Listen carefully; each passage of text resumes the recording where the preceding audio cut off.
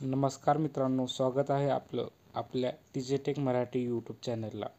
तर मित्रांनो, महायुती सरकारने जी पिंक रिक्षा योजना निवडणुकीपूर्वी जाहीर केली होती, त्या योजनेची अंमलबजावणी करून राज्यात लवकरच 5,000 महिलांना पिंक रिक्षा वाटप महायुती करणार आहे।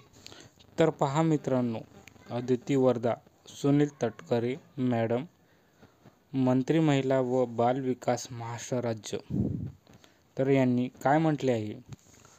5,000 महिलांना लवकरच पिंक रिक्षा वाटप करणार। महिला व मुलींना रोजगार मिळावा, त्यांचे आर्थिक सामाजिक सक्षमीकरण व्हावे आणि महिला वर्गाचा प्रवास सुरक्षित व्हावा यासाठी राबविण्यात येणाऱ्या पिंक ई-रिक्षा योजनेअंतर्गत संबंधितांना तातडीने कार्यवाही करण्याच्या सूचना दिल्या।